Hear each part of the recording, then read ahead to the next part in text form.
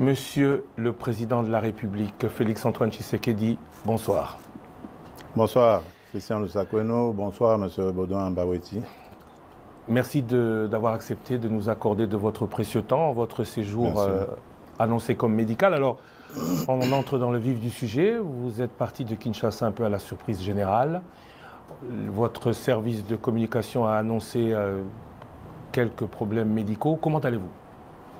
Très bien, je crois que ça se voit. Je vais très bien. En fait, j'ai tout simplement fait accepter une prise en charge de mon premier médecin de 2022 que j'avais invité à Kinshasa parce que je ne voulais pas bouger de Kinshasa, même s'il devait y avoir une intervention chirurgicale. Et donc, en le faisant venir, il a apprécié évidemment le matériel que nous avons à l'hôpital du Camp Tchatchi, mais il a préféré, pour être sûr et couvert par ses assurances, que je vienne ici moi-même et qu'il examine cela. Ce que j'ai fait. Donc, dans le timing qu'il fallait, j'ai attendu de présider le dernier conseil des ministres du vendredi d'avant celui du 2 août dernier. Et puis, après, j'ai pris l'avion. Les examens se sont très bien passés et je devais observer un petit moment de convalescence pour pouvoir retourner. Et là, je suis en forme et prêt à revenir aux affaires. Monsieur le Président, quand comptez-vous rentrer au pays exactement?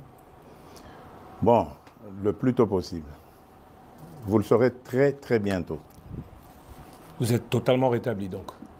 Totalement, mais je vous le dis, je suis d'attaque à nouveau. Donc vous le saurez très, très bientôt. Je suis prêt à rentrer le plus tôt possible. Alors vous allez rentrer dans un pays où le dollar est en hausse. Permettez-nous de parler un peu de la situation actuelle de notre pays. Dollar en hausse, pouvoir d'achat en baisse. Que fait le président de la République, candidat élu il y a 8 mois aujourd'hui, réélu président de la République? Qu'en dit-il? Il se solidarise évidemment avec la population. Je sais que ça fait partie d'un de mes engagements, celui de réduire le pouvoir d'achat.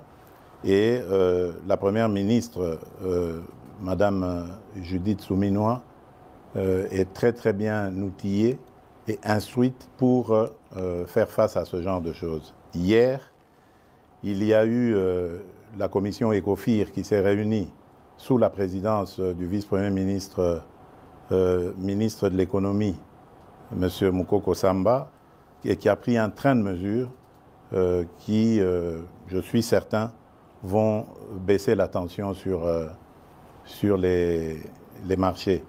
Et à propos du dollar, bon, c'est le combat habituel. Vous savez, nous avons une économie fortement dollarisée qui dépend beaucoup de toutes les fluctuations de cette dernière monnaie. Et nous essayons de prendre des mesures assez urgentes, mais qui seront difficiles évidemment à mettre en œuvre parce qu'il faut inverser la tendance actuelle à faire dépendre notre économie de l'importation en produisant localement. C'est pour ça que nous avons un fameux programme très ambitieux d'ailleurs agricole pour essayer de nous mettre à l'abri de ce genre de choses. Et il y a des inspecteurs aujourd'hui, des inspecteurs économiques qui sont lancés sur les marchés pour surveiller aussi la façon dont les prix sont fixés. Parce qu'attention, ça peut aussi être une cause ou une raison de sabotage. Vous savez que nous sommes un pays en guerre. Nos ennemis essayent de nous déstabiliser de toutes les manières qui soient. Ils le font par la guerre et peuvent le faire autrement aussi par la hausse des prix. Ennemis internes et externes, j'entends, parce que beaucoup de ceux qui nous combattent à l'intérieur sont passés par les affaires dans ce pays, détiennent beaucoup de mécanismes pour jouer aussi sur les prix. Donc c'est un combat en permanence. Moi, ce que je veux dire à nos compatriotes, c'est que ça fait partie de mes 6 engagements. Qu'ils ne me jugent pas maintenant. Nous venons à peine de nous installer. Vous avez vu tout ce remue-ménage qu'il y a eu depuis les élections. Le gouvernement souminois ne vient vraiment que de prendre les choses en main. Qu'ils continuent à nous faire confiance. Ils m'ont fait confiance le 20 décembre 2023, eh ben, qu'il continue à me faire confiance. Je respecterai mes 6 engagements jusqu'au dernier.